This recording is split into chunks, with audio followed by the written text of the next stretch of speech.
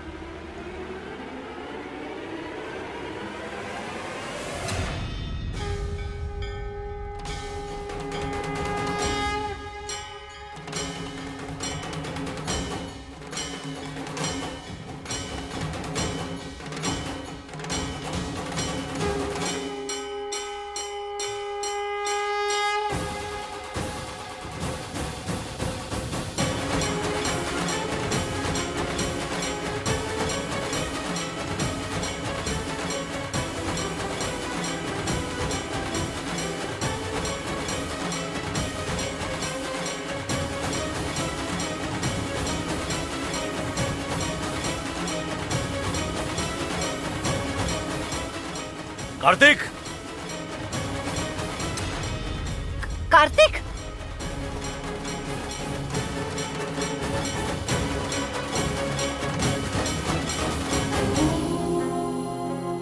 હે છઠ્ઠી મૈયા,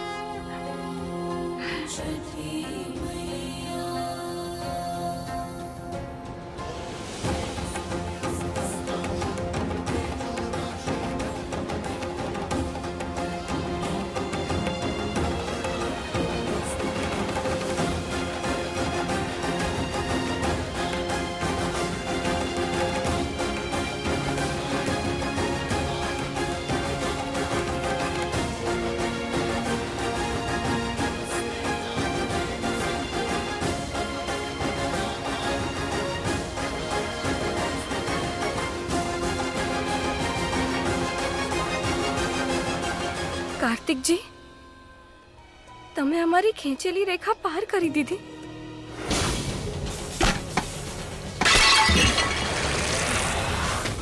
એ રેખા તો તે પોતે જ ભૂંસી નાખી વૈષ્ણવી. એ દીકરી, કાર્તિક બાબુને કહી દે કે તું અહીંયા એક પળ પણ નહીં રોકાય. આ સંભવ નથી માસી. મેં સંકલ્પ લીધો છે, તેને પૂરો કરવો પડશે. એ જ મારો ધર્મ છે અને હું પોતાનો ધર્મ નિભાવીશ. શું કહી રહી છે તું દીકરા? જે લોકો તને ઠુકરાવી રહ્યા છે, તારું અપમાન કરી રહ્યા છે, તું એમના માટે જ મને ના પાડી રહી છે. હું તમારું દિલ નથી દુખાવા માંગતી માસી.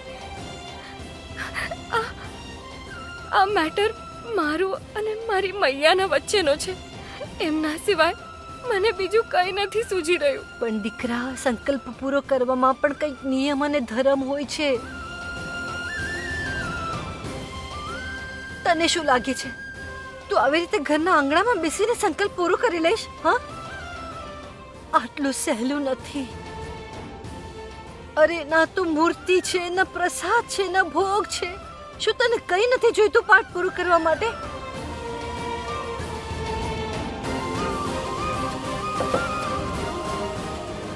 અરે, ક્યાં જાય છે? શું થઈ રહ્યું છે? અચ્છા, ઠીક છે. સંકલ્પ પૂરો કરવાની વાત છે ને, તો તું મારી સાથે મંદિર ચાલ. હું ત્યાં તને પૂરી સગવડ કરી દઈશ. ત્યાં કરી લેજે. ચાલ મારી સાથે. ના માસી, તમે જ મને પૂજામાં સ્થાનનું મહત્વ સમજાવ્યું હતું ને. પછી હું આ સ્થાન છોડીને કેવી રીતે જઈ શકું? જો મેં સંકલ્પ અહીંયા લીધો છે તો તેને પૂરો પણ અહીં જ કરીશ. એ જ મારો ધર્મ છે.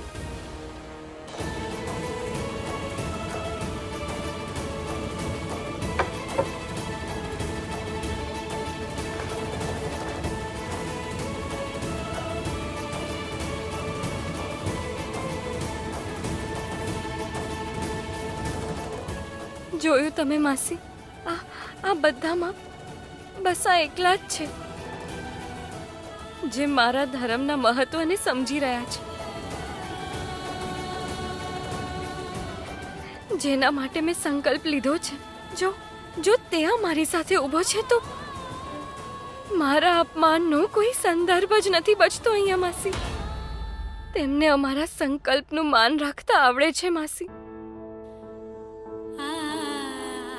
એનાથી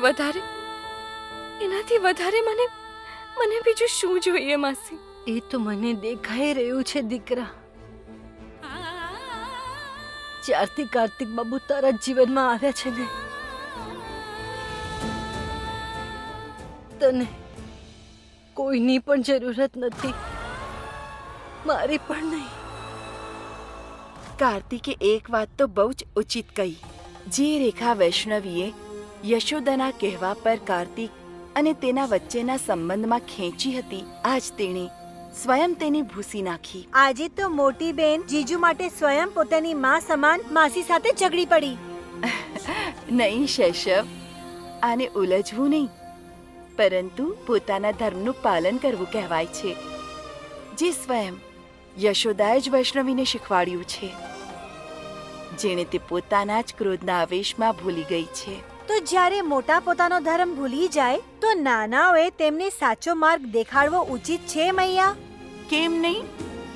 ધર્મ જ્ઞાન કોઈ આયુને આધીન નથી. જેને છે તેને છે. પણ શું માસી મોટી બેનની વાત સાંભળશે? તે તું સ્વયં જ જોઈ લે.